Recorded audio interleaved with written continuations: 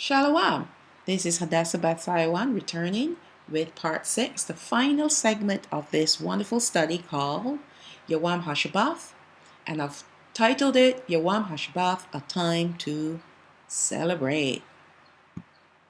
And that is literally a promise that we will be celebrating.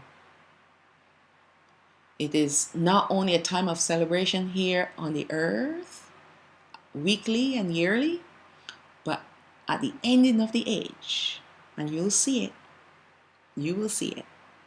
What is Yawam Hashabath? Now we've looked at this question from the very beginning, and I made out these 8 points. And the first 4 I've covered already. The last 4 I've combined to make it one video because I've touched on all these points 5 to 8, throughout the previous videos. Okay? So let's look at them. Point 5, Yawam Hashabath is a day for Ha'ola Yawan, the highest, his people called Oberai, Yashra'al, the true Hebrew Israelites, to observe perpetually throughout their generations, which means forever and ever. Point 6, Yawam Hashabath is a day of feasting and celebration. No fasting is allowed on this day unless otherwise instructed by Yahweh. Point 7, Yawam Hashabath is a sign of the covenant, old and new, between Yahweh and Yashra'al forever. And point 8, Yawam Hashabath is also a prophetic event, and it will be fulfilled when the millennial reign of Hamashiach is completed. Points 5, 6, 7, and 8 are combined in one study because they have been addressed throughout the previous 5 studies, like I said before. What I will do here is to refresh these points for you to see and to understand. There's some new stuff too, don't worry. Remember that there is a weekly Shabbat, that's every 7 days. From the evening of the 6th to the evening of the 7th makes up one complete day, and we call that day Hashabath. And we have yearly Shabbathawath, speaking of the festivals. So let's go through those festivals. HaPasach, which is the Passover. Chag Matzah, the feast of unleavened bread. Chag Ha'asap, the feast of ingathering. Chag Hashabaoth, the feast of weeks. Chag HaTharawa'o, the feast of trumpets. Yawam HaKapar, the day of atonement. And Chag HaSakawath, the feast of tabernacles. Note that all Shabbathawath, that's Sabbaths plural, I know it's a mouthful, are celebrated alike. They are all days of rest. No work is to be done on these sacred days, meaning you don't go to work. You don't labor on these days. All right? The whole idea behind the celebration is to remember what Allah Hayam did in the very beginning when he created the world, the earth, and the heavens. Actually, he created the heavens first and the earth and everything in them. And on the 7th day, he rested. And that rest is going to return to this earth. But I'm getting ahead of myself as usual. When we celebrate Shabbat, it is to remind us of rest, because it should remind us of his rest. And not only a physical rest, but we're also looking ahead to a perpetual rest. We're also to be resting spiritually and be refreshed How can you do that? If you're working, if you're laboring, you're sweating. Your body is aching. Every muscle is aching because you're working. That's not rest. And how are you celebrating his wonderful feast day if you're working? I know the world is patterned and society has patterned us that we have to work in order to make money, in order to live. But remember, this whole system is falling apart as I'm speaking right now. And another one is coming. Right beneath the one that's broken, there's a new system that will bring out more mandates and commands and demands. And what are you going to do? Are you going to submit to them and not to the Most High? What are you going to do? You have a decision to make right here, right now. Who do you want to serve? Do you not think that He can provide for you if you are honorable to His commandments? If you're honorable to Him? If you're obedient to Him?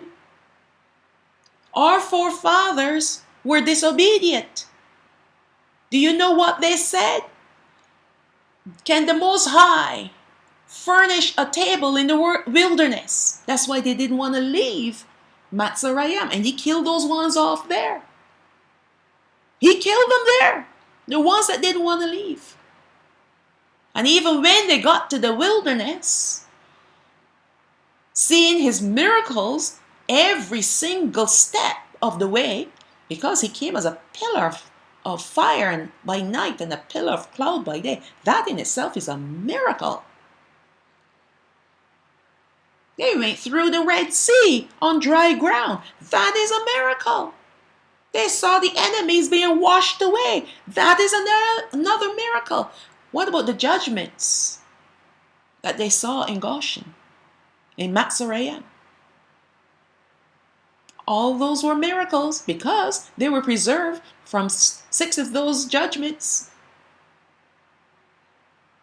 6 or 7, something like that. The first 3 they had to endure, but the last 7 they were spared, so it was 7. Because there were 10 judgments. Our forefathers' mindset was never to trust the Most High to provide for them, even when He was providing for them and protecting them. And now we, the offspring of those same people, are treating Him in the very same way, provoking Him to wrath because we don't want to trust Him. You need to quit your job. I'll say it. If your job is in your way, where you cannot keep Sabbath, you need to quit it. You have a mortgage to pay? Sell the house. You got car payments? Sell the car. I'm sure by the time you sell everything, you will have a couple dollars in your pocket and you can go live in a studio apartment. Go rent a room from someone. Whatever it takes for you to be able to keep Sabbath, you need to do it. Because a time is coming, folks, my brethren.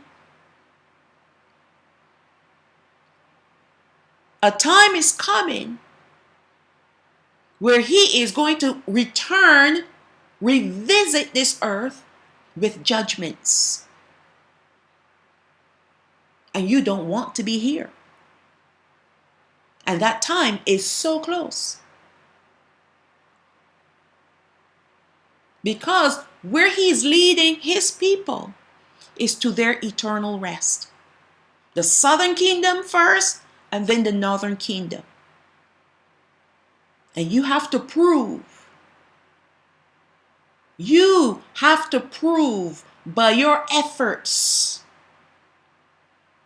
that you believe Him and you trust in Him. And how do you do that? You purpose in your heart that nothing or no one will stand in your way to keep Shabbat on the day he said to keep it. And it's not Friday, Saturday, every month of every year. There are only times, several times a year, when the true Shabbat falls on a Friday evening to Saturday evening. That's the Gregorian calendar. The Gregorian calendar, they all have names for everything. He only had names for the months of the year. But the days were numbered. All right? And I've been through this in previous videos to help you to see and to understand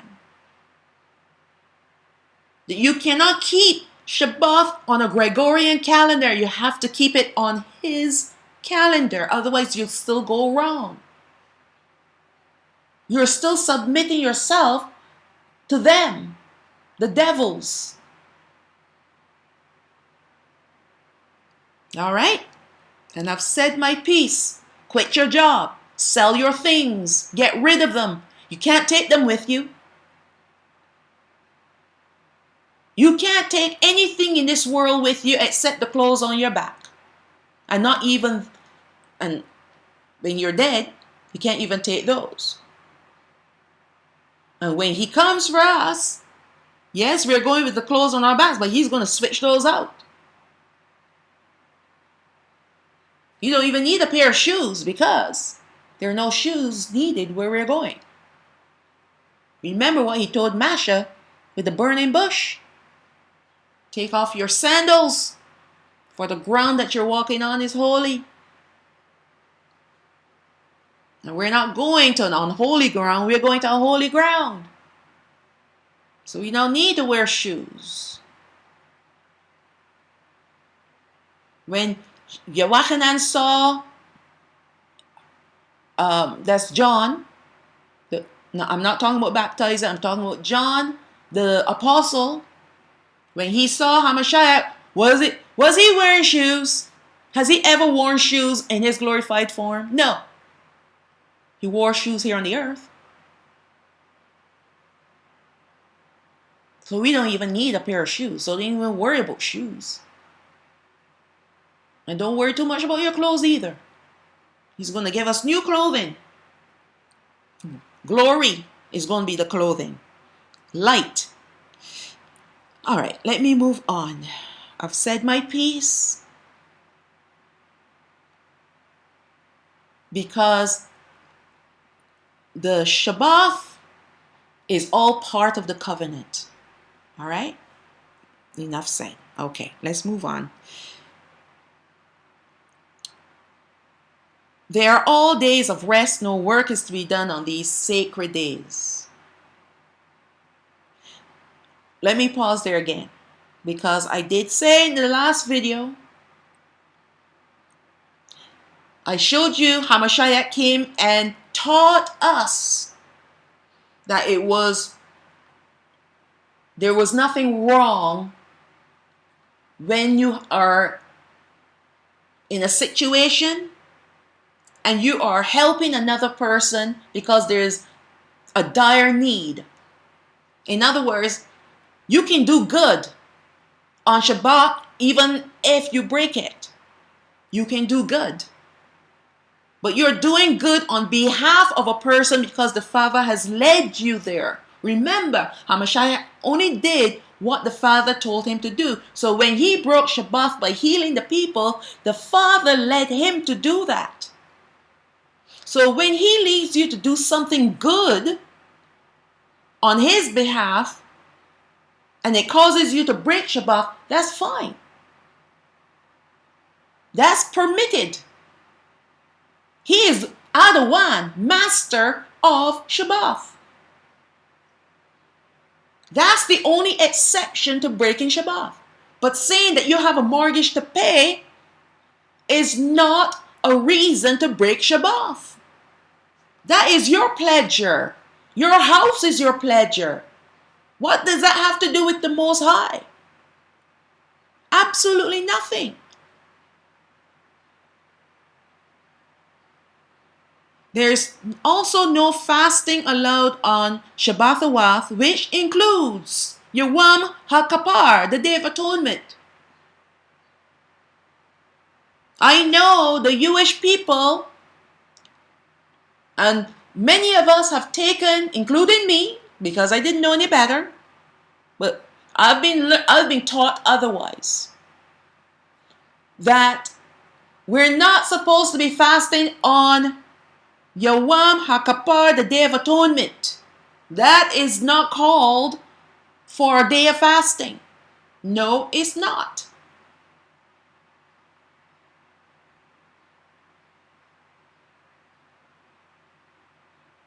Ha'ola Yawan has instructed us to afflict our souls on this day, which has been interpreted to mean to deprive oneself of food and the pleasures of the flesh.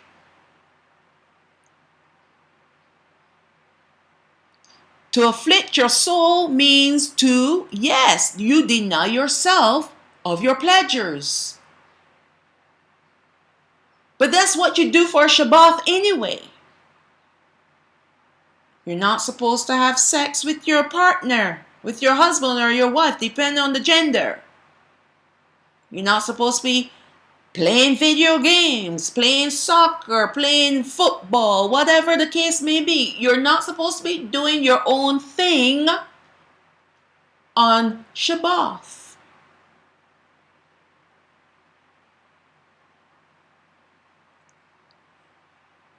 So it has been interpreted to mean to deprive yourself of food and the pleasures of the flesh. To afflict your soul means, yes, to deny yourself of your pleasures, but most importantly, it is a time for prayer and repentance, confession, and to forgive. That's how you afflict your soul. Prayers, repentance, confessions, and forgiveness will humble a person, because these are the things that pride prevents us from doing.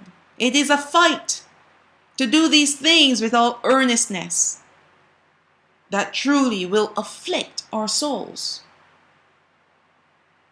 Other than Yawam HaKapar, Hashabath, the Sabbaths are days to be celebrated with feasting, eating, joyfulness, drinking, and celebrations. We're celebrating. Shamawaf, Exodus chapter 23, verse 12. 6 days you shall do your work, and on the seventh day you shall rest, that your ox and your donkey may rest, and the son of your handmaid and the stranger may be refreshed. I mean, we're battling demons all day long, and even in the night when you're sleeping. Remember those bad dreams that you have? Where do you think those come from?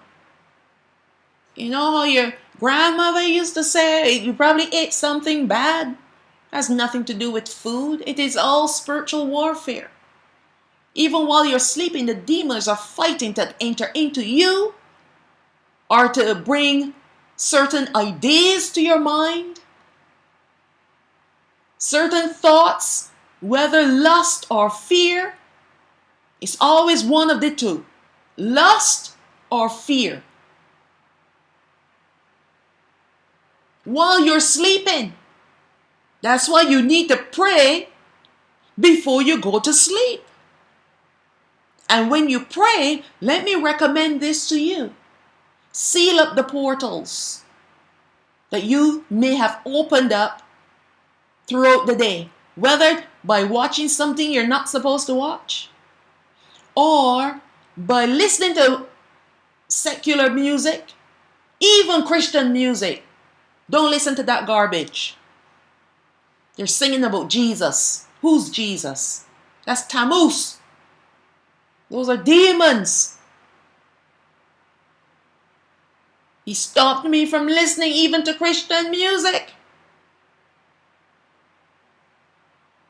And all these things do is they open up portals. I should do a study on that, because it is so necessary to understand how sensitive the spiritual realm is. Satan is waiting for you to invite him in, even if it's through a pinhole. Once he comes through that pinhole, whether accidentally or purposefully, he works it open to make it bigger so that more demons come in. And that's why sometimes you have bad dreams every night. What are you watching on telly before you go to bed? Do you pray before you go to sleep? Or do you fall asleep while you're praying? That's from the enemy. But when you pray Yahweh's prayer, the one that Hamashiach taught his disciples, but also pray the prayer on your heart. Ask him to lay a prayer on your heart. Pray the scriptures as well. There's one that I say over and over again: go before me and make the crooked places straight. All right? Please go before me and make the crooked places straight. Break in pieces the gates of brass and cut asunder the bars of iron. That's taken from, I believe, Jeremiah. There's certain scriptures that I pull out and I pray those scriptures as protection over me. Say, cleanse me with hyssop and I shall be clean. Now you get that from Psalms. Dawad spoke those words. Another thing, and the last thing you should do, is to pray, Father, seal up every portal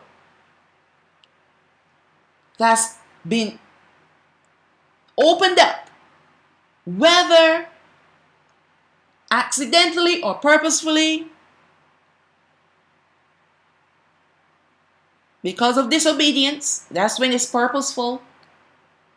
You were disobedient and you went doing something that you're not supposed to do, and you've just brought the devils in. And sometimes they don't even bother you during the day, but as soon as you lie down and close your eyes, they start to torment you. Then all of a sudden you start feeling funny. You're having all these desires, right? And you're single. You got this phone next to you. And sometimes, just like that, a person calls you up. Hey, what are you doing? And because you're still fresh from that dream, you're weak. He brings back all the wonderful memories that you had with this person. Next thing you know, that person's coming over. And your worst nightmare is fulfilled. That's how the devil works on us. And you know what? A lot of, especially men, I've heard few women too, don't get me wrong. A lot of men would say that they love intercourse. They love it. And they can't get past it. Some women are like that too. I don't know why I'm saying this, but this is for someone out there. And if it's a weakness in your armor, you need to deal with that weakness, because that's where the enemy is going to target you. And saying that you love it so much is not going to help you to strengthen your armor. I'm not telling you to despise it. No, because he created that for us so that we can procreate and have children. And thankfully, he's made it pleasurable. But the devil has come in and turn that pleasure into vileness, into vulgarity.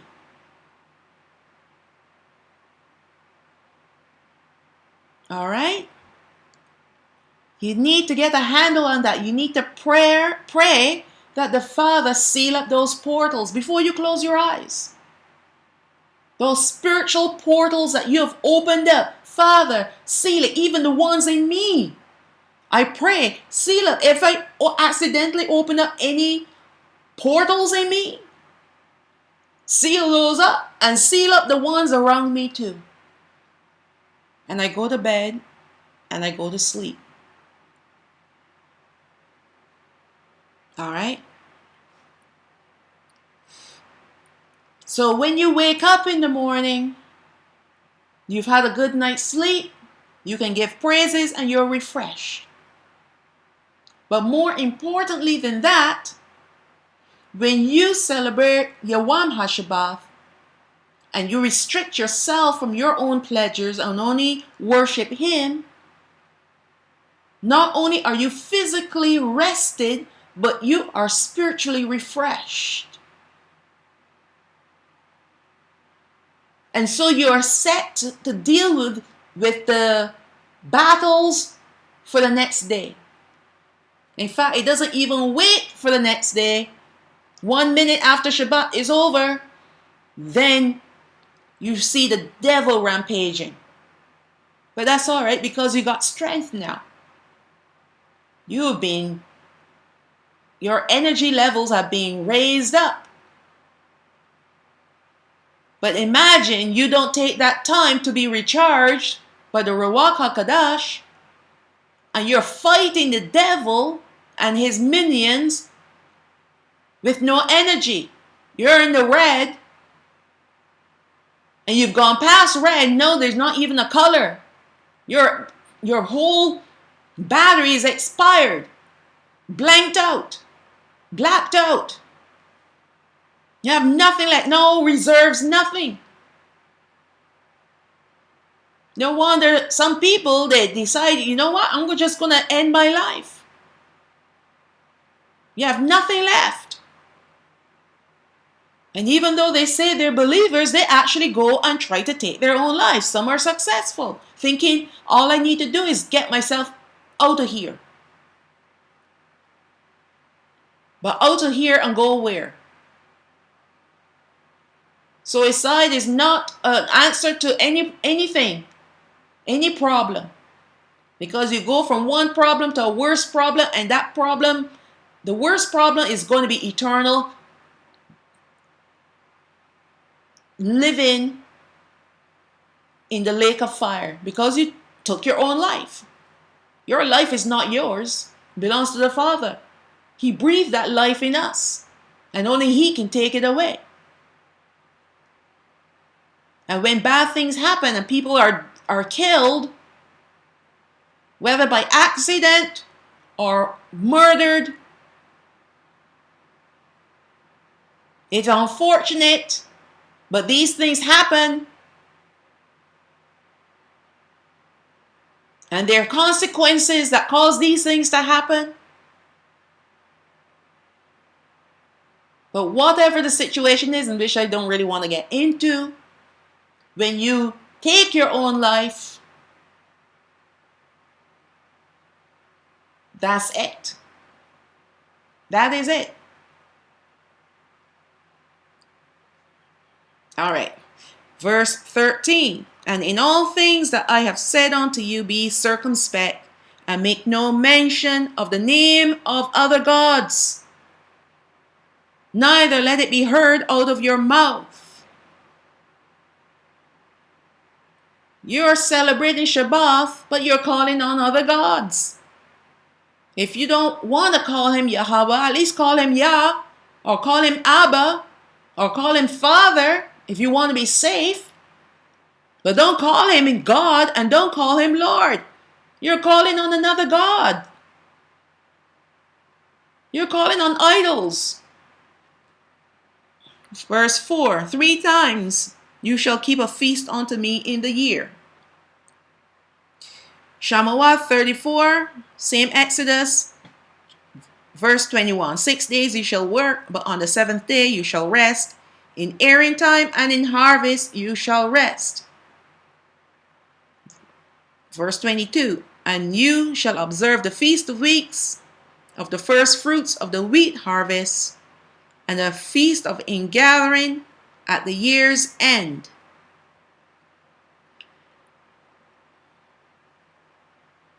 Let's see. Airing time and harvest you shall rest. Meaning he doesn't want you farming. All right? And he wants us to observe the feast of weeks, of the first fruits of the wheat harvest, and the feast of ingathering at the year's end. Doesn't mean at the ending of the year. It meaning at the ending of the gathering of the harvest.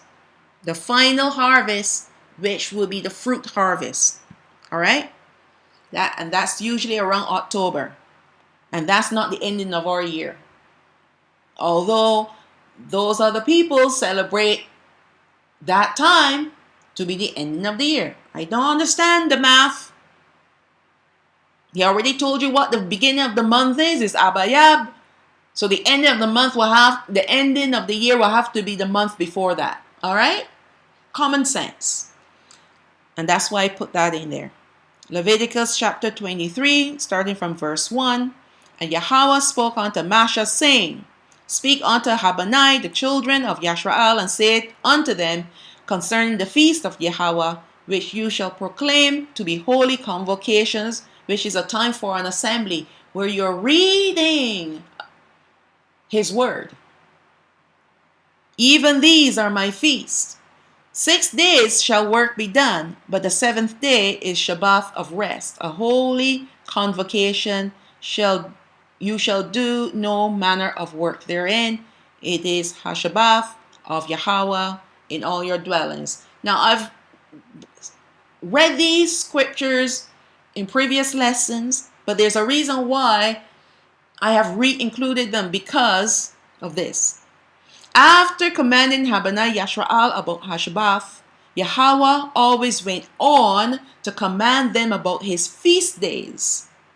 This is to secure the idea that all of his feast days are to be treated like Hashabath. So before he even tells them about the feast days, he always starts with, remember, 6 days shall work be done, but on the seventh day is a Sabbath of rest. And then he'll go in the next breath to talk about the other feast days. What he is reminding them is that the same Shabbat, weekly Shabbat that you celebrate, your feast days have to be celebrated in the same manner. And that's why I included the last three verses. All of Yahweh's feast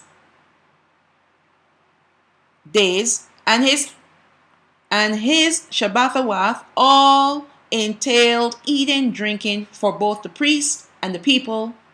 Convocation is a word which indicates a time of service unto Yahweh by reading his laws, his commandments, his statutes, and his judgments. You can compare it to a church service, but definitely it would be much better than a church service. All right? The priests were responsible to read the Habanai Yashrael as a way to constantly remind them of what Yahweh expected from them. This was their duty along with the sacrifices and taking care of the tabernacle. So every Shabbat, there needs to be a reading of the laws and the commandments, the statutes and the judgments, and it serves to help the people to retain what they can or cannot do. All right? But when the priests failed in their purpose, the people failed. Just like when the leaders, the kings, failed, the people followed suit. Right? The leadership is established to help the people to walk according to the word of the Most High. And if the leaders are not doing it, then how can they help you? And worse yet, if the leaders are telling you to do something else, then definitely you'll be on the wrong path. But it was the responsibility of Levi, as they were the priesthood on these days, the Sabbath days. They were to read the law. Do you remember there was a king, I believe it was Josiah, when he discovered the scrolls, and he tore down all the high places, the groves, and all the different things that his father had built. And he re-established the priesthood and worship. And the same scrolls that they found with the laws and the commandments, judgments, they were read to the people. One of the kings. All right? Because that was the purpose of the priest. Once the people are reminded of the law, then chances are they will walk in them. But if they are not reminded of the law, how can they walk in them? They can easily say, well, I'm not sure. Maybe. You see, that's how the devil comes in. Tell you, well, the priest hasn't said anything this week. So you can take a break from the law this week. Life from the pit of hell. Leviticus 24, verse 7. And you shall put pure frankincense. Now we're going to look at the fact that eating and drinking was a major part of keeping the Shabbath. All right? Whether weekly or yearly. And you shall put pure frankincense upon each roll, that's the bread, the showbread, that it may be on the bread for a memorial, even an offering made by fire unto Yahweh. Verse 8. Every Shabbath he shall set it in order before Yahweh, and he's speaking about the priest, continually, being taken from Habana Yashrael, the children of Yashrael, by an everlasting covenant. Now this is the reason why the children of Yashrael had to pay tithes to the priest. They were not allowed to work. Their service for the people on behalf of Yahweh and the tabernacle and the sacrifices and all the different rituals, that was their job. That was the thing that they had to do, and they had to make themselves pure, clean, not pure, sorry, sanctified, consecrated. They had to remain consecrated in order to service the tabernacle. Therefore, they could not go out to fight wars, even though they were warriors. They couldn't have blood on their hands and serve the Most High. The only blood was the blood of the animals that they offered as sacrifices, but not the blood of another human being. Although there were some exceptions to that rule, like Phinehas, when he killed that man and that prince and his wife. That was, I believe she was a Moabite.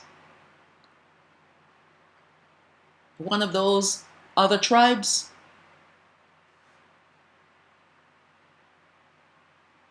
And it was accounted to him as righteousness because in his love for the Most High and his law, he destroyed those two people. But that's the only exception to the... And there was another time. Remember, when Masha came down from the mountain and they had built the golden calf. And he said, who is on my side? Come. And it was all the tribe of Levi. He said, gird up your swords and go in and out of the camp and start slaughtering. All right? Only exception to the rule when they fight. But they were not commanded to go out with the other tribes to fight wars. And because of that, to make everything fair for them so that they'll have enough animals to do the continual sacrifice in the morning and evening sacrifices, along with having food for themselves, the children of Yashrael had to always give them a portion of their spoils. Call it a tithe. All right. So let's move on. Verse 9. And it shall be Aharon, that's Aaron's and his sons, and they shall eat it in the holy place.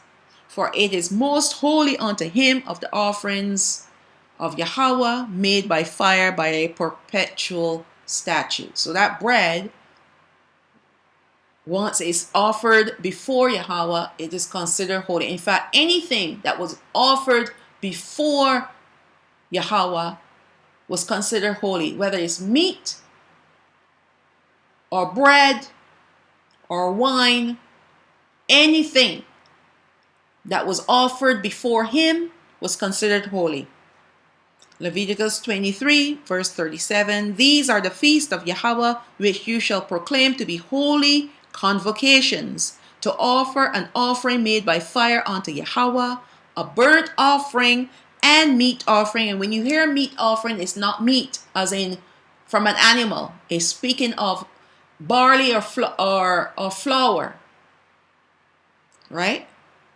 A sacrifice and drink offerings, everything upon his day. What is his day? Sabbath. Besides Hashabath of Yahweh, and besides your gifts, and besides your vows, and beside all your free will offerings which you give unto Yahweh.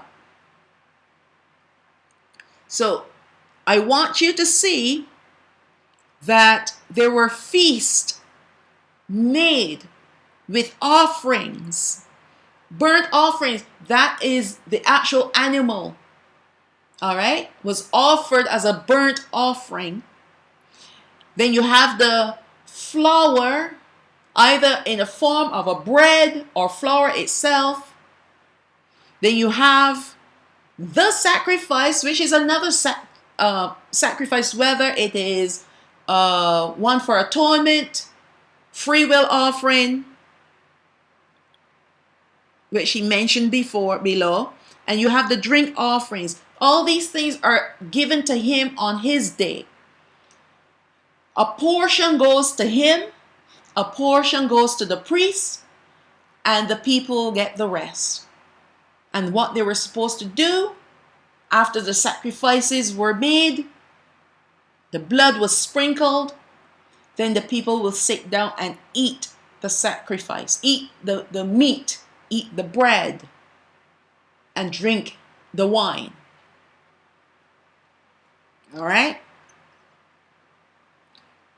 And that's why he said, besides your gifts, and the gifts will be like your free will offerings and your vows. You know, if you want to give him a vow and you bring a sacrifice to seal it, right? Free will offerings. All of these were eaten. They weren't just all thrown on a fire and given to him. Parts of it was given to him. Parts were given to the priests, and the people ate the rest.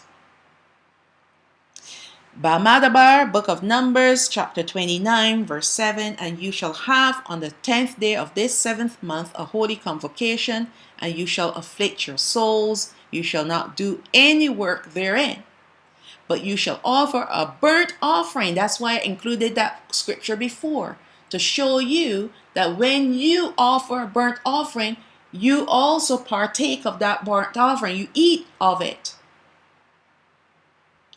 And if you're eating of the burnt offering, how can the Day of Atonement be a day to fast? It cannot be.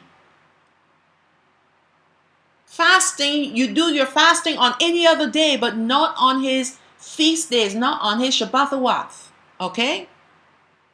But you shall, verse 8, but you shall offer a burnt offering unto Yahweh for a sweet savor, one young bullock, one ram, and 7 lambs of the first year. They shall be unto you without blemish. And their meat offering shall be flour mingled with oil, 3/10 deals to a bullock, and 2/10 deals to one ram, a several tenth deal for one lamb throughout the 7 lambs. So each lamb will have 1/10 for each lamb of the 7 lambs. 1 kid of the goats for a sin offering, beside the sin offering of atonement, and the continual burnt offering, and the meat offering of it, and their drink offerings. All right. These things, the same chapter 29, but down to verse 39. These things shall you do unto Yahweh in your set feasts, beside your vows, that should be and your free will offerings, for your burnt offerings, and for your meat offerings, and for your drink offerings, and for your peace offerings. And Masha told Habanai Yashraal according to all that Yahweh commanded Masha. Debarayam, Deuteronomy chapter 12, starting from verse 1. These are the statutes and judgments which you shall observe to do in the land which Yahweh Elohim of your fathers give you to possess it all the days that you live upon the earth. Now these were the things that we were supposed to do. But look where we are, all right? Verse 2, you shall utterly destroy all the places wherein the nations which you shall possess serve their gods, upon the high mountains, and upon the hills, and under every green tree. Verse 3, and you shall overthrow their altars, and break their pillars, and burn their groves with fire, and you shall hew down the graven images of their gods, and destroy the names of them out of that place. Verse 4, you shall not do so unto Yahweh Elohim, your Elohim, and that is talking to the congregation, your plural, all right? They were supposed to do these things to destroy all the unholy places where the nations served their gods. Verse 5, but unto the place which Yahweh Elohim shall choose out of all your tribes, that should be tribes, to put his name there, even unto his habitation shall you seek, and there you shall come. So what he was saying in verse 4 is that you do not go around and find places to worship him like what these nations have done, but you wait until I have selected a place, a tribe, a province where this particular tribe will be, and I will put my name there, and there you will build. You will come and worship me. You will build my tabernacle there. You will set it up there. And we know that it was the tribe of Yahweh, Judah, that he chose to place his name in that city called Yerushalayim. Because Yerushalayim is in the province of Yahweh. All right? And that was the place that he chose to put his name. And his name will still be there when he comes again. And there you shall bring your burnt offerings and your sacrifices and your tithes and heave offerings of your hand and your vows and your freewill offerings and the firstlings of your herds and of your flocks. And there you shall eat before Yahweh Elohim, and you shall rejoice in all that you put your hand onto, you and your households, wherein Yahweh Elohim, that's singular. Now this is personal. Yahweh, your Elohim, have blessed you. So you see, these offerings, all these offerings, they were supposed to be eaten by the people. But they were made as an offering to him first, to Yahweh first. Then the priests will take their portion and they will eat their portion, and the people then will eat their portion and drink as well. Verse 13. Skip on down to verse 13. Take heed to yourself that you offer not your burnt offerings in every place that you see. Because he is going to set up one specific area for them to worship him. Not like some people that want to build him a tent, or they go and sacrifice animals against a rock somewhere in the wilderness, in some other country. His name is not there. So who are you sacrificing to? Who are you shedding that animal's blood to? You're bloodletting. That's witchcraft. Verse 15. Notwithstanding, you may kill and eat in all your gates whatsoever your soul lusts after, meaning whatever you desire. Whatever meat you desire, you can kill and eat in your home, according to the blessing of Yahweh al-Hayat, which he has given to you. The unclean, and I have this highlighted, the unclean, speaking of ceremonially impure, and the clean, which is ceremonially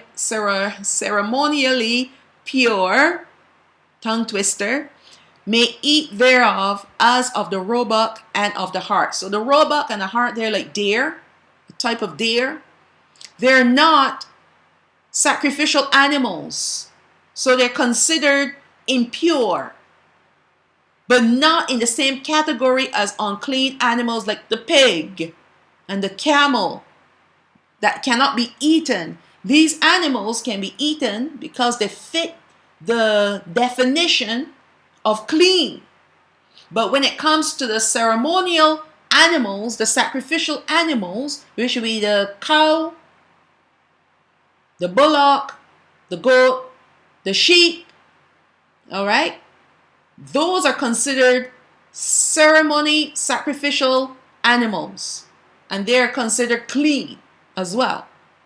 So he's allowing them, you can go and kill the roebuck and the hart and eat it inside your gates, all right, but there's other things that you need to make sure you need to do. Verse 16, only you shall not eat the blood, because the life is in the blood. You shall pour it upon the earth as water. Remember, the priests, when they kill any of the sacrificial animals, and they're all clean, whether it's the sheep, goat, bullock, ram, whatever it is, the blood was poured out at the altar. All right? However, if you're killing an animal that is not part of those animals, you have to pour the blood upon the earth as water. However, there's an exception here. If you're killing them inside your gate, if you're killing these animals at home, you do the same thing, whether or not it is a sacrificial animal or not, you do the same thing. You pour the blood as water upon the earth, and then you have to cover it over with sand or with dirt. Make sure the blood is not exposed. You have to give respect to the blood, and you have to give respect to the earth. You pour the blood on the earth, and it must be covered over. Cannot leave it exposed like that. So let me say that again. The ceremonial animals and the unceremonial animals, when they're killed inside their gates, the blood has to be poured upon the earth as water and then covered over. All right? But if they're giving the priest, or if they're offering these ceremonial sacrifices to the priest to sacrifice on their behalf, then the priest will pour the blood of those sacrifices on the altars. All right? That's the difference. Verse 17, you may not eat within your gates the tithe of your corn, or of your wine, or of your oil, or the firstlings of your herds, or of your flock, because they all belong to Yahweh, all firstlings, right?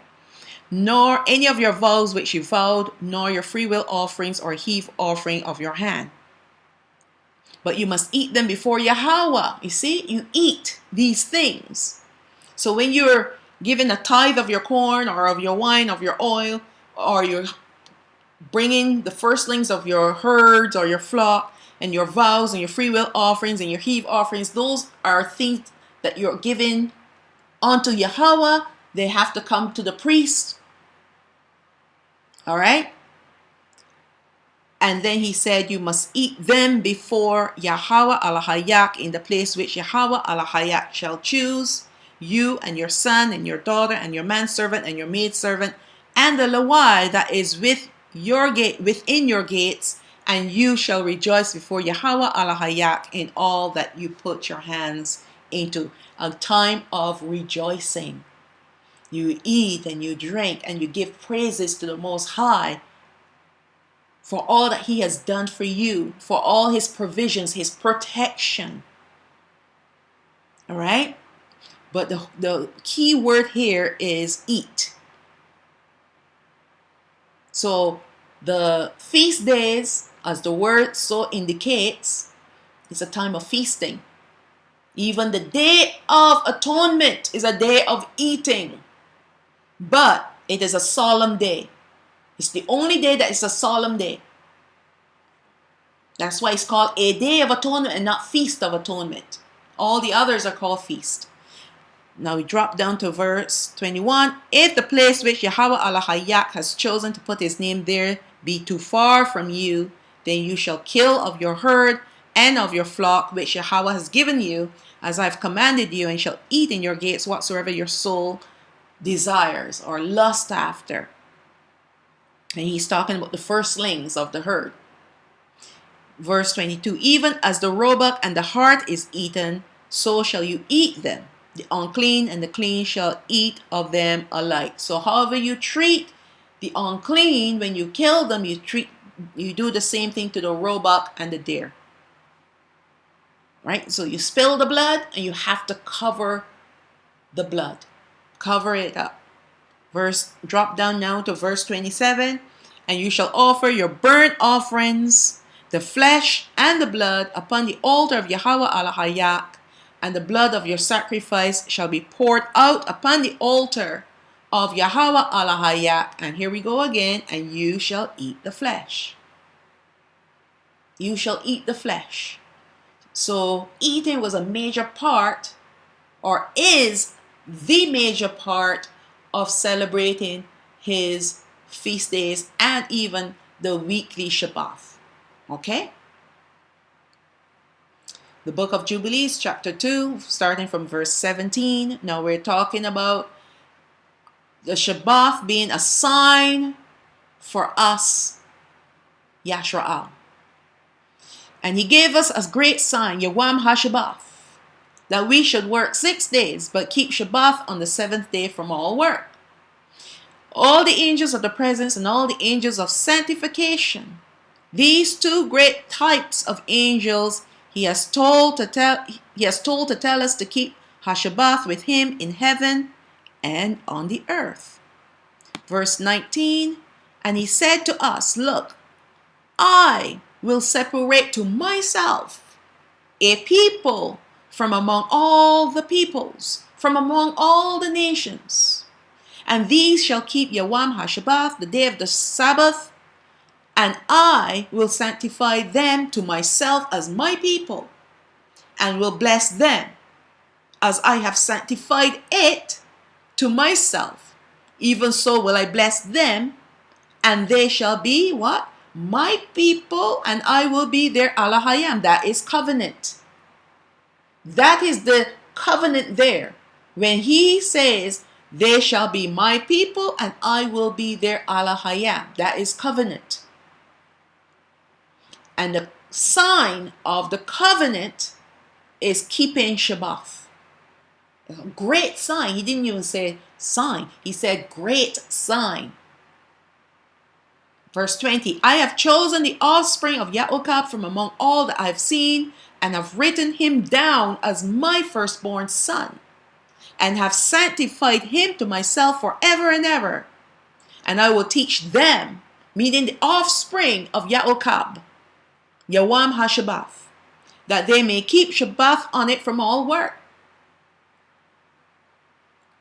Verse 21, he created in it a sign in accordance with which they should keep Shabbath with us on the seventh day, to eat and to drink and to bless him who has created all things, as he has blessed and sanctified to himself a particular, exclusive people above all peoples, and that they should keep Shabbath together with us, the angels in heaven.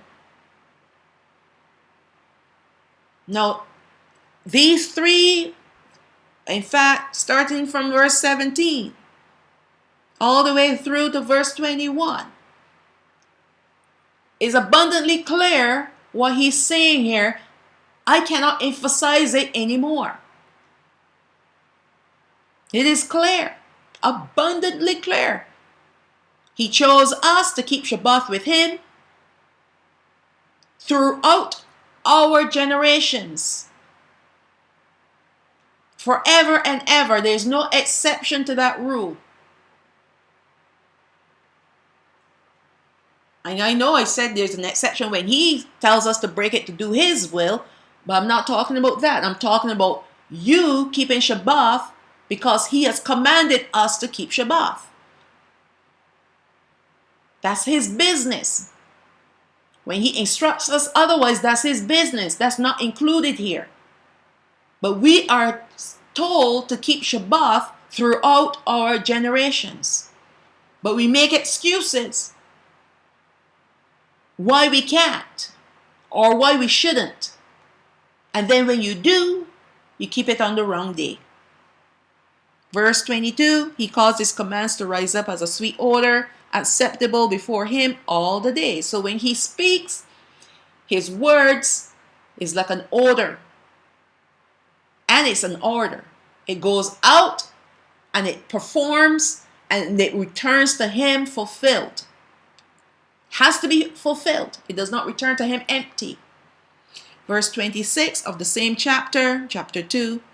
Because of this, command Habani Yashrael to observe this day, that they may keep it holy and not do on it any work, and not to defile it, as it is holier than all other days. All right. Verse 27, and whoever profanes it shall surely die, and whoever does any work on it shall surely die eternally. That Habani Yashrael may observe this day throughout their generations, and not be rooted out of the land, for it is a holy day and a blessed land. So let me ask you this question. Are we in our land? Why are we not in our land? We're not in our land because our forefathers disobeyed this law, along with other laws, but they disobeyed.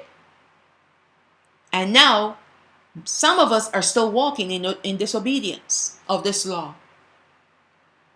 And they think, well, we're not seeing him striking down people and killing them dead. No, that's because of his grace and his mercy. And he's giving you ample opportunities to turn it around. So that at the end of the day, may you stand before him on judgment day.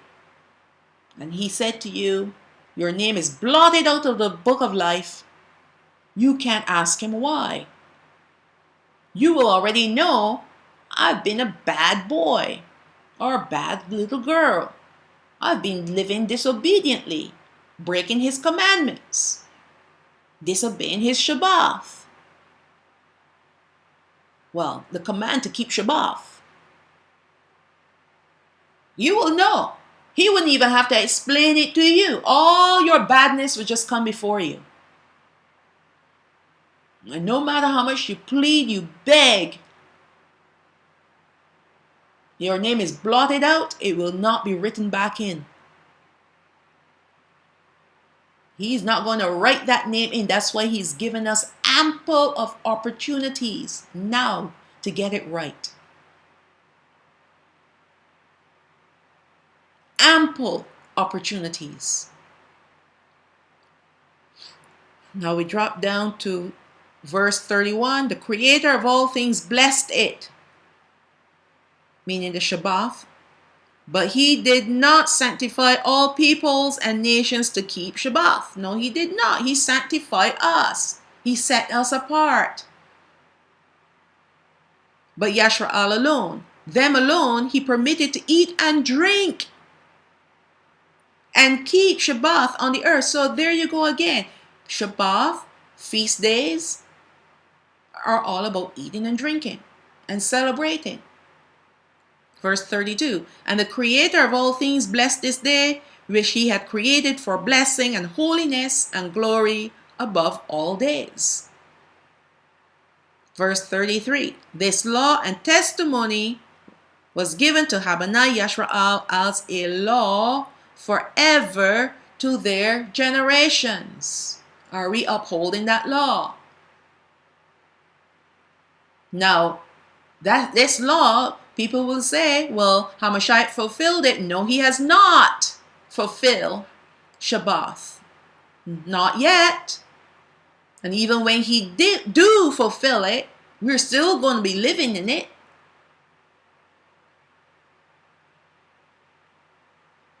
But that's coming on to the end of this study. You'll see what I'm saying. But it's a law forever to their generations. There's no time limit on this law. In fact, there are no time limits on his law. Any of his laws. Shamawath, the book of Exodus, chapter 31, verse 13. Speak you also unto Habbanai Yashra'al, saying, verily, my Shabbathawath you shall keep, for it is a sign between me and you throughout your generations, that you may know that I am Yahweh that does sanctify you. Can it be any clearer than that? A sign between me and you. That's covenant throughout your generations. That's forever. Verse 16 of the same chapter. Wherefore Habbanai Yashra'al shall keep Hashabath to observe Hashabath throughout their generations for a perpetual covenant. All right. Verse 17. It is a sign between me and Habbanai Yashra'al forever. A sign of the covenant, a perpetual covenant. What is the covenant? That we are to be his people and he will be our Alahayam. Carrying on, verse 17. For in 6 days Yahweh made heaven and earth, and on the 7th day he rested and was refreshed. Now we're going to look at Ezekiel, Yachad Zaka'al, chapter 20, verse 10. Wherefore I caused them to go forth out of the land of Matzarayam, which is Egypt, and brought them into the wilderness. And I gave them my statutes and showed them my judgments, which if a man do, he shall even live in them. If you purpose yourself to walk in his commandments, you will be living in his commandments. Because it starts with the heart first. And then when you do it, then it encompasses you. It grabs hold of you. You be living in the commandment. Moreover, also I gave them Shabbathawathai, my Sabbaths, another mouthful, I know, to be a sign between me and them. So he gave them his Shabbathawath, which is his Sabbaths, to be a sign between him and us, that they might know that I am Yahweh that sanctify them. And not only does he set us apart, but he cleanses us. We become holy. All right? We're consecrated.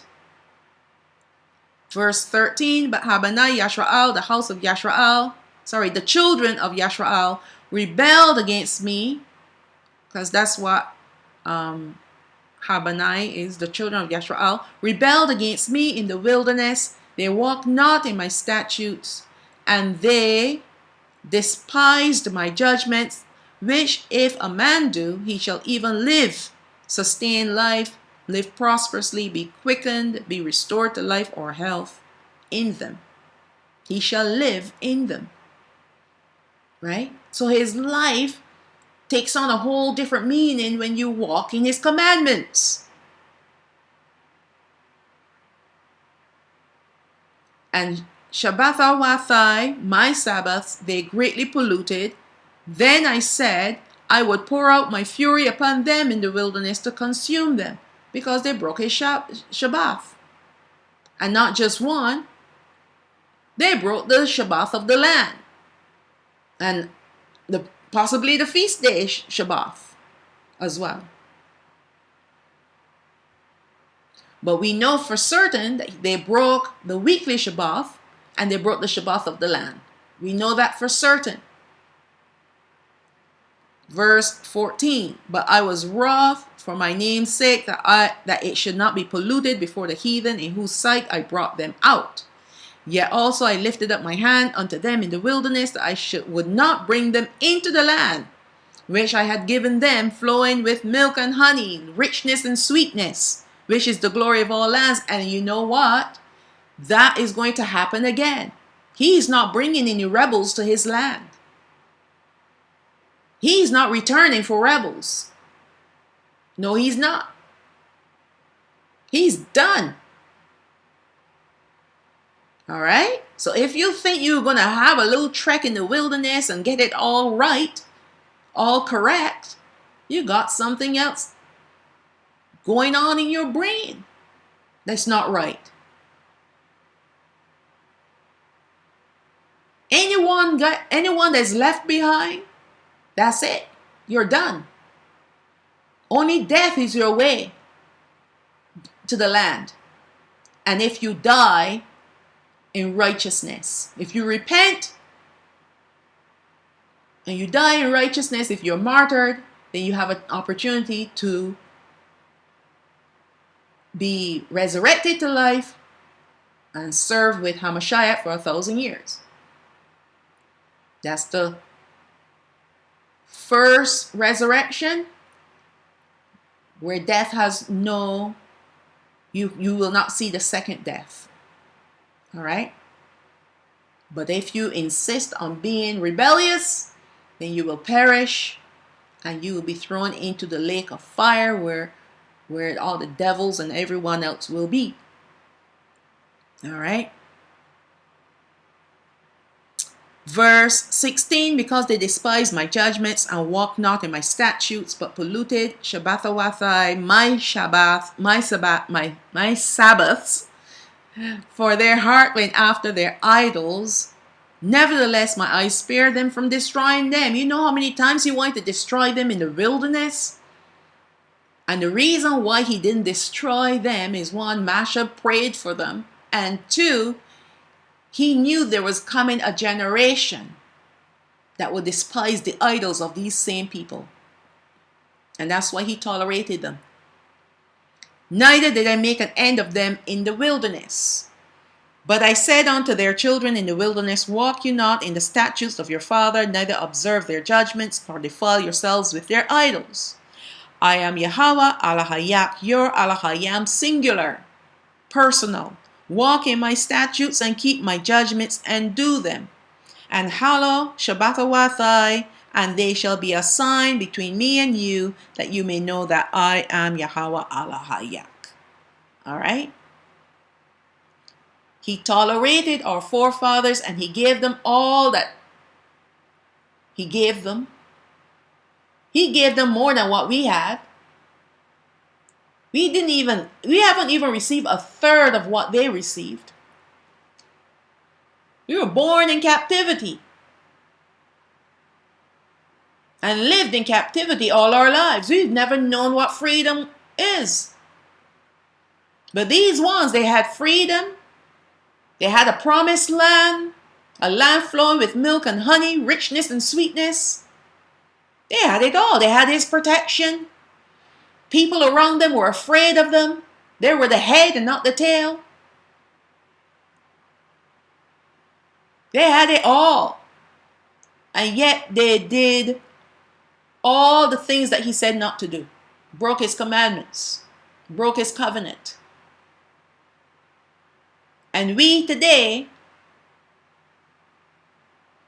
we are living in anticipation to receiving his richness and his sweetness that he promised our forefathers.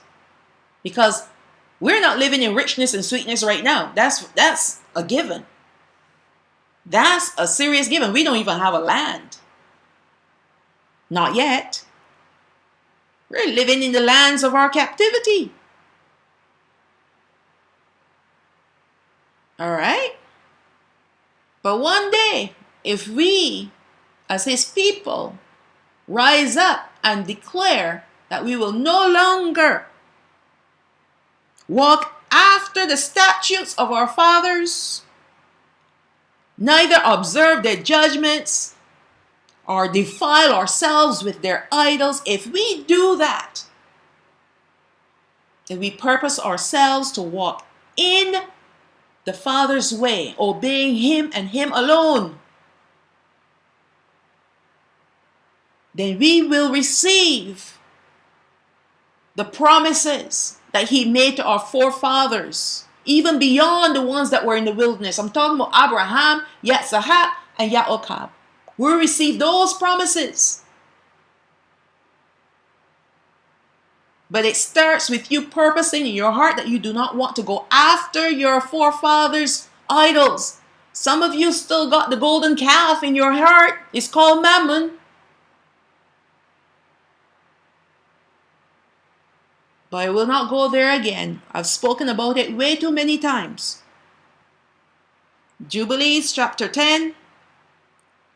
Great is the honor which Yahweh has given to Yashrael, that they should eat, drink, and be satisfied on this festival day. Rest on it from all labor, which belongs to the labor of the children of men, except burning frankincense and bringing offerings and sacrifices before Yahweh for days and for Hashabath. So you see, it's a time for eating, drinking, and celebrating, rejoicing, being happy. Jubilees 50, verse 9. You shall do no work whatsoever on Yawam Hashabath, except that what you have prepared for yourselves on the 6th day, so as to eat and drink and rest. That's the whole idea. You need to rest. Keep Shabbat free from all work on that day. It is to bless Yahweh Alahayak, who has given you a day of festival and a holy day and a day of the holy kingdom. This is a day for Yashrael among all their days forever. Is it any clearer than that? And let me explain something about Yahweh. When we bless him, guess what happens? He turns around and blesses us. Verse 12. Every man who does any work on it, or takes a trip, or tills his farm, whether in his house or any other place, and whoever lights a fire, or rides a beast, or travels by ship on the sea, shall die. And whoever strikes or kills anything, or slaughters a beast or a bird, or whoever catches an animal or a bird or a fish, or whoever fasts, or makes war on Hashabath, the man who does any of these things on Hashabath shall die. This is done so that the children of Yashrael will observe Hashabath according to the commandments regarding Hashabath of the land. It is written in the tablets which he gave into my hands, that I should write out for you the laws of the seasons, and the seasons according to the divisions of their days, speaking of the Jubilees. All right?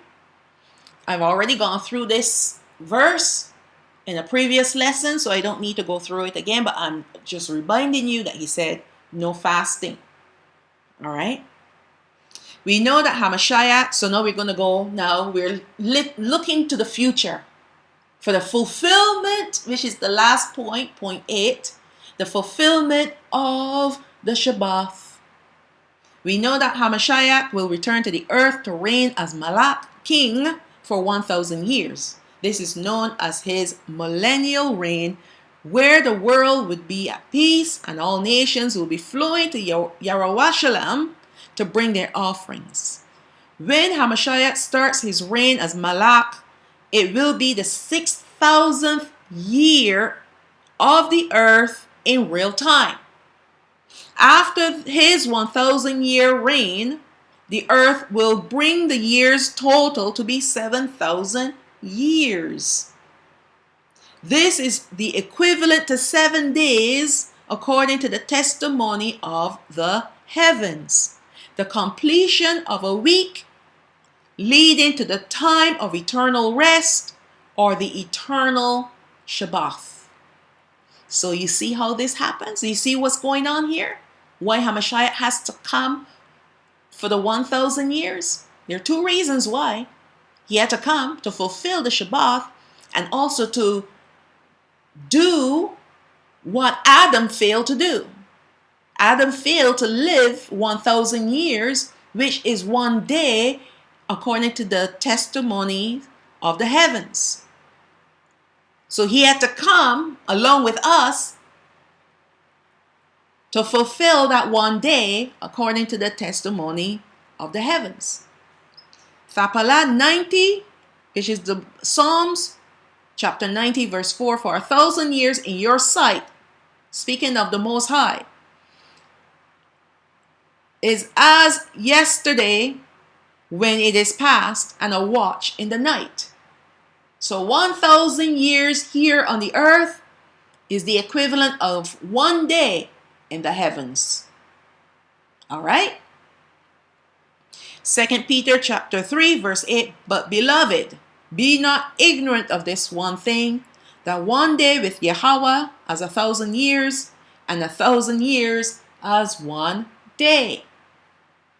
That's why I said at the ending of the millennial reign of Hamashiach, the earth will be 7,000 years old. Don't worry about these people that say that the earth is billions of years old. They have to tell you that to make sure to fulfill their narrative, which is the Big Bang Theory, which we know is utter nonsense. All right? So at the ending of the 7,000 years, will be the beginning now. That is the Shabbath fulfilled and the beginning of the eternal Shabbath that we'll be living in. Let's read on and you'll see it. It's fabulous, absolutely fabulous. The plan of the Most High. Hallelujah. Book of Jubilees, chapter 4, verse 29. At the close of the 19th Jubilee, in the 7th week, in the 6th year of it, Adam died, and all his sons buried him in the land of his creation, that would be Elda.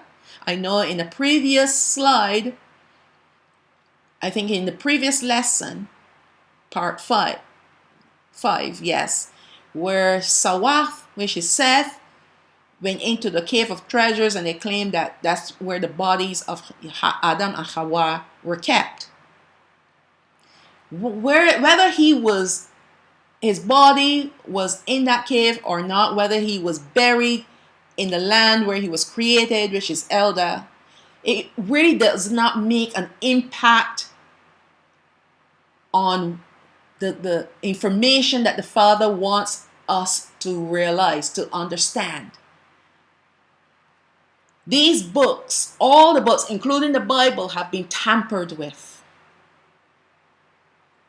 And if you get hung up over certain discrepancies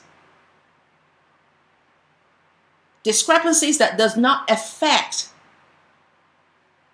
the outcome of what the Most High wants us to see and to understand. If you get hung up over the little things, and you decide you're going to throw out the baby with the bathwater, you're going to throw out the truth. Because the truth is in there, hidden because that's the way how they did it. That's why you have to go through even the Bible with the Ruach HaKodesh. He has to help you to sift, okay, to sift through the word. All right?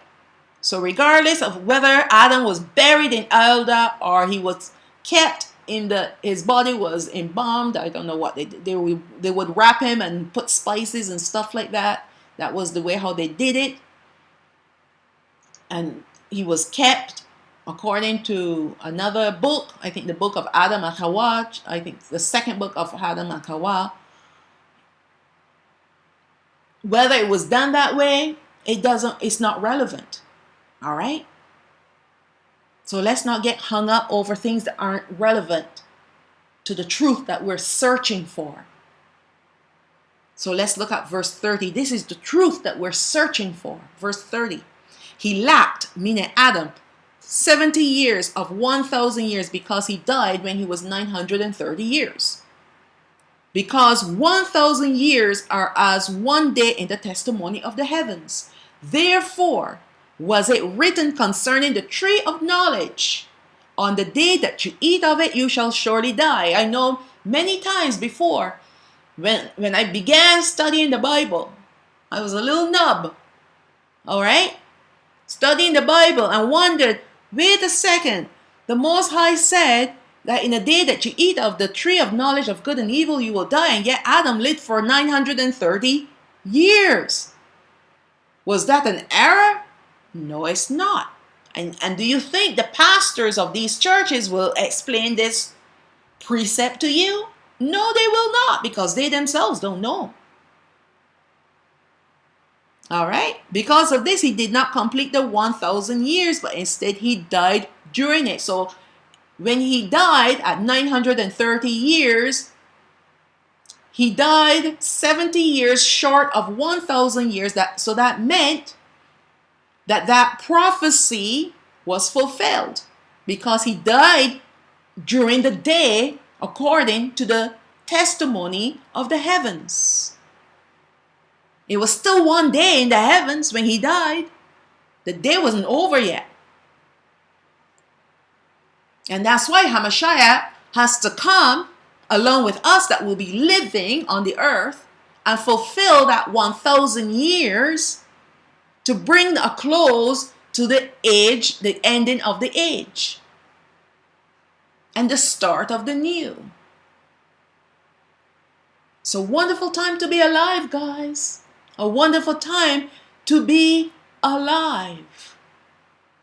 And my only prayer is that you will humble yourself to the word, to the voice of Ruach HaKodesh who is speaking to you. He said, today, if you shall hear his voice, do not harden your heart as in the day of provocation.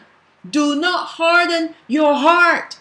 If you feel provoked to righteousness, if you feel convicted in your heart because you're not keeping Shabbat, then you need to repent and you need to do what you need to do. You got things, sell them.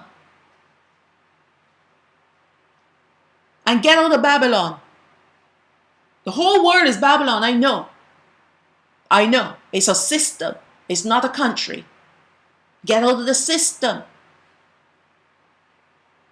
There are places that you can live where the dollar goes a long way. I am living in that place. Okay? You don't need much, just a few changes of clothing. You don't need much. And if you are sincere in your heart, he will lead you every step of the way and you will be provided for like he has been providing for me. The Father has brought strangers into my life to help me when I was in dire straits. Not even my brethren helped me, but strangers. He raised up strangers to help me.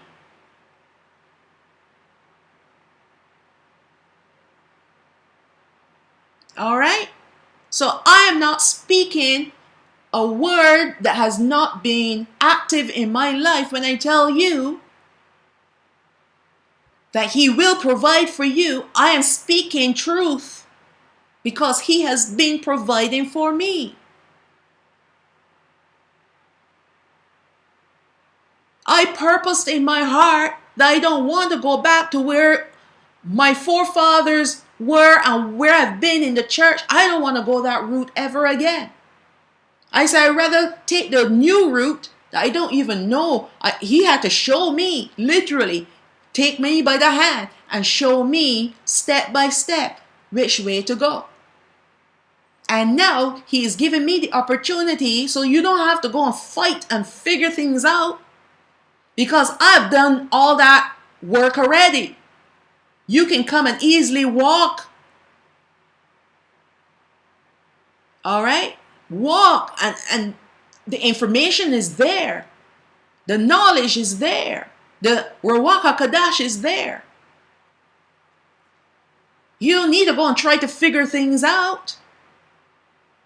Some people he raised up, and they have to go and be like an arrow to pierce the darkness to make a way for the people.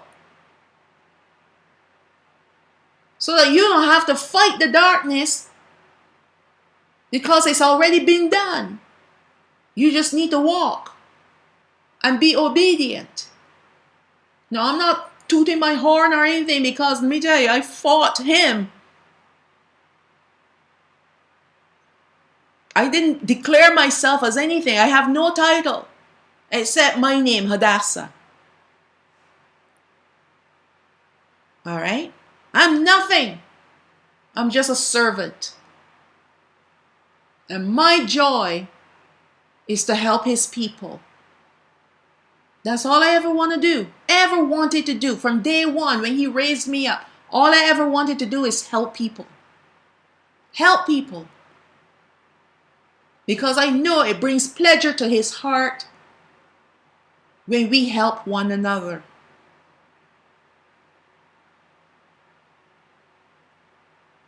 It's not about me. And if you need help, don't hesitate to ask. I will do what I can. Don't have much, but I will do what I can. Okay, let's move on. So we know that Adam died, not fulfilling one day according to the testimonies of the heavens, and Hamashiach is going to come and fulfill that day along with us, bringing in also fulfilling the Sabbath at the same time. Bara'ah Shayath, Genesis chapter 5 verse 5, and all the days that Adam lived were 930 years, and then he died. So you see how everything is reconciled with the scriptures. The book of Jubilees or the book of Yashar, they're all reconciled, and you take that information that is reconciled with the scriptures and you go with it. Forget about all the other stuff. Forget about it. Especially if it doesn't have an impact on the truth.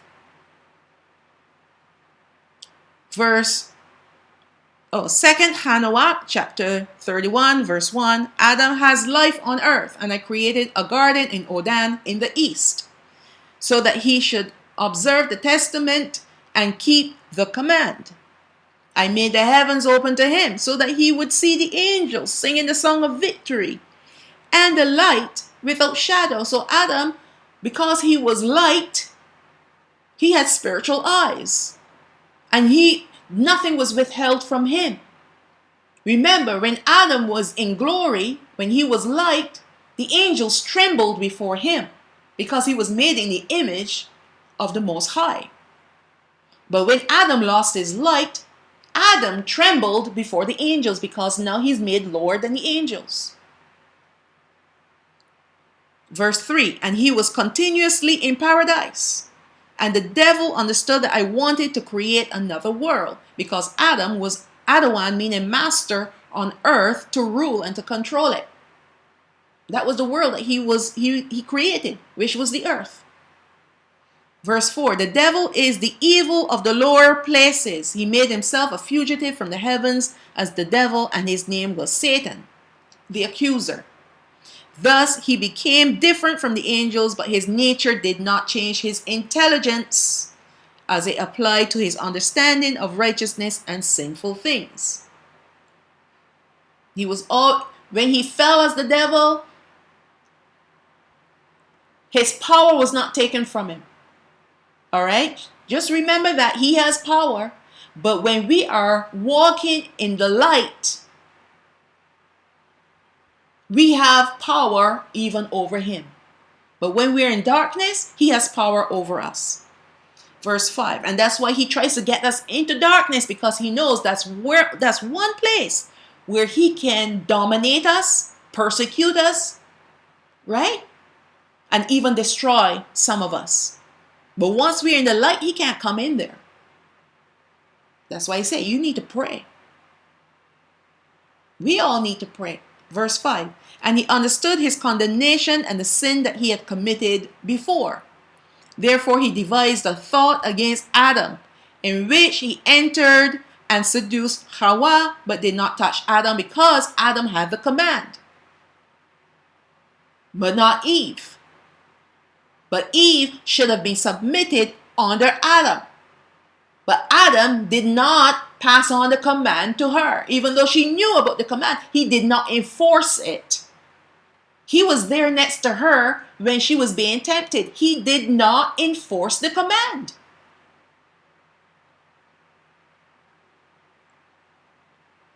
Verse 6, but I cursed ignorance. And even to this day, the Father still cursed ignorance.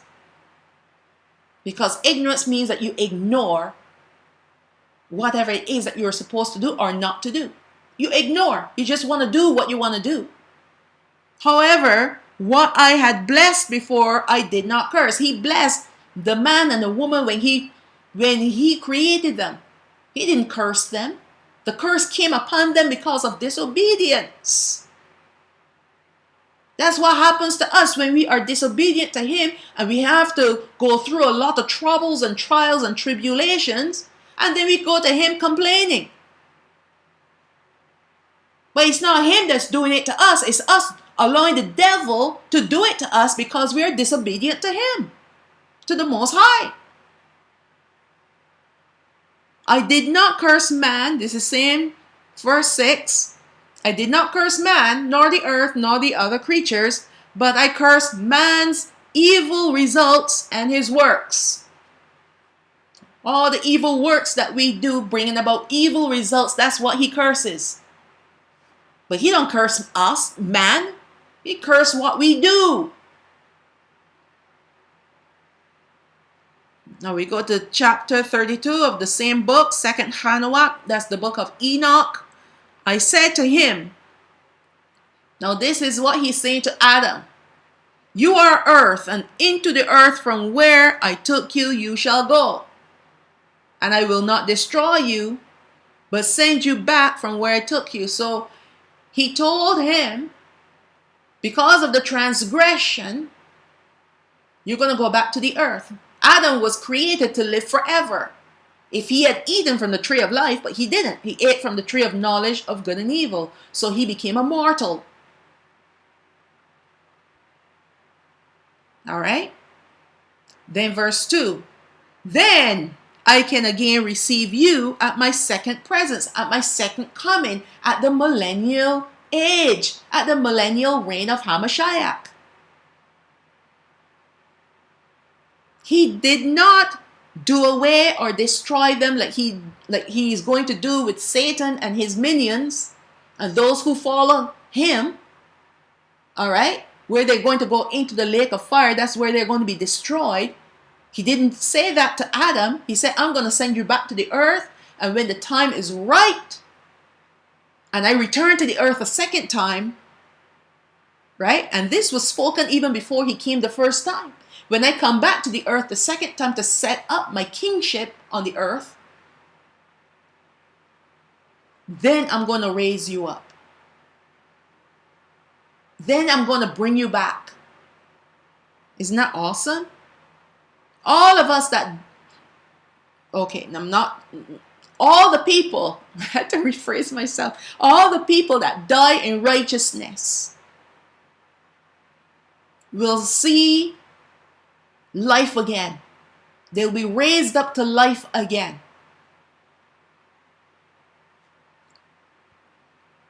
Verse 3, and I blessed all my creatures, both physical and spiritual. And Adam was 5.5 hours in paradise. So that's another discrepancy, right, that you can ignore. Because in other places, they said that Adam was in paradise for over 7 years.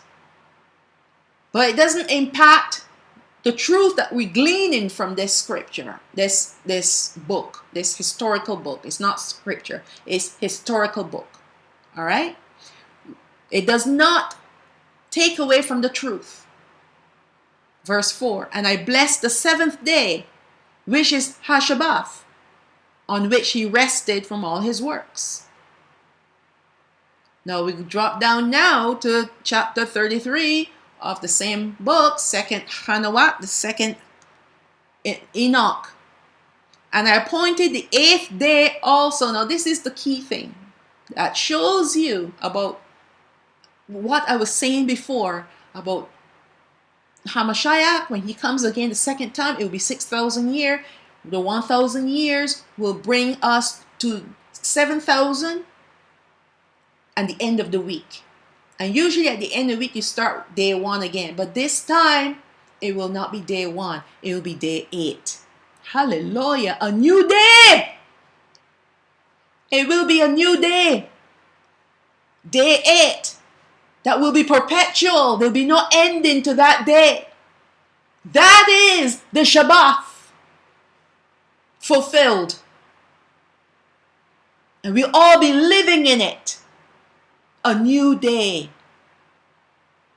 And I appointed the eighth day also, that the eighth day should be the first created after my work. And that the first 7, meaning the first 7 days, revolved in the form of the 7,000, meaning the 7,000 years or the 7th day. And that at the beginning of the 8th 1,000, meaning the 8th day, according to the testimony of the heavens, but on the earth it will be like the beginning of the 8,000. There should be a time of not counting, endless, with neither years, nor months, nor weeks, nor days, nor hours. So time is done. In other words, once the 7,000 years are up, and I know we got a little war to fight after that, but that's, that's going to be taken care of in no time. But once we are in the 8th day, that is the renewal of the earth, the renewal of the heavens first, the new renewal of the earth, and the new Jerusalem coming down, the new Yerushalayim coming down as the bride prepared for her husband. Okay? And there'll be no more time. Time is done. So that's why it's going to be a perpetual day. A perpetual 8th day. A perpetual Sabbath. Eternal rest. Hallelujah. And you don't want to give up your job for that? You want to keep slaving all day long? 5 days a week, sometimes 2 jobs, 3 jobs, sometimes 6 days a week. You want to slave forever? Because that's exactly what you're going to do in hell. Be a slave to Satan and his minions forever. Instead of being a servant to the Most High. There are only 2 occupations at the end of the age. Either you're a slave or you're servant to the Most High. Slave to Satan, servant to the Most High. And you know how he treats people, right? He has no favorites. Not even the demons and the other fallen angels. None of them like each other. But what binds them together is a common purpose to bring us down. Okay, let's look at Revelation chapter 20, verse 4. And I saw thrones, and they sat upon them, and judgment was given unto them. And I saw the souls of them that were beheaded for the witness of Yahweh and for the word of Allahayam, and which had not worshipped the beast, neither his image, neither had received his mark upon their foreheads or in their hands. And they lived and reigned with Hamashiach 1,000 years. So not only are these going to be raised up to the resurrection of life, but all the other righteous people will be raised up too. Yes, they will be. Verse 5. But the rest of the dead lived not again until the 1,000 years were finished. This is the first resurrection, the resurrection to life. And all the other ones that will be judged and condemned, they're not going to live again. Verse 6, blessed and holy is he that has part in the first resurrection. On such the second death has no power, and the second death is to be cast into the lake of fire, or as Hamashiach will call it, into outer darkness, where there is weeping and gnashing of teeth. But the ones that are resurrected to life, they shall be priests of Allahayam and of Hamashiach. That's what we're going to be, priests on this earth, and shall reign with him 1,000 years. That's the millennial reign of Hamashiach, him as being king and high priest forever. Then we go to chapter 21, verse 22. And I saw no temple therein, for Yahweh Allahayam Shaddai, Almighty, and the Lamb are the temple of it. They become the temple. There'll be no need for physical structure anymore. Verse 23, and the city, remember we talked about the city in I spoke about the city in the kingdom of heaven, that video. The city had no need of the sun. This is Yarowashalam, okay? New Yarowashalam. It had no need of the sun, neither of the moon to shine in it. For the glory of Allahayam did lighten it, and the Lamb is the light thereof. So we have no sun or moon anymore. We don't need those things. We don't even need stars anymore. Stars come out at night. The moon came out at night. Sometimes it gives light on the earth. Sometimes it doesn't. The sun came out, and the sun is the one thing that causes us to know the time of the day of the week, how many weeks went by, months, and then the year. All right? The sun was responsible for time. But with no need for time and no need for light, why would there be a sun or a moon? Because there'll be no darkness there. Verse 24, and the nations of them who are saved shall walk in the light of it, and the kings of the earth, meaning the rulers of the earth, do bring their glory and honor into it. And the gates of it shall not be shut at all by day, for there shall be no night there. Revelation 22, verse 3. And there shall be no more curse, but the throne of Allahayam and of the Lamb shall be in it, and his servants shall serve him, and they shall see his face, and his name shall be in their foreheads. Now we keep hearing this being sealed in our foreheads, or our names written, his name written in our foreheads. That's your mind. He is being imprinted on us now. He has been imprinted on us. And this is a spiritual thing. All right? Verse 5, and there shall be no night there, and they need no candle, neither light of the sun, for Yahweh Elohim gives them light, and they shall reign forever and ever.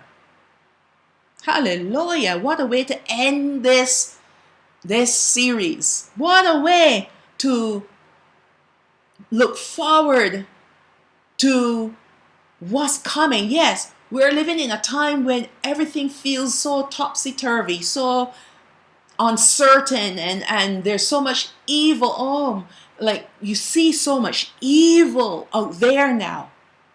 Well, because Satan and his minions are running the earth. They've been cast down.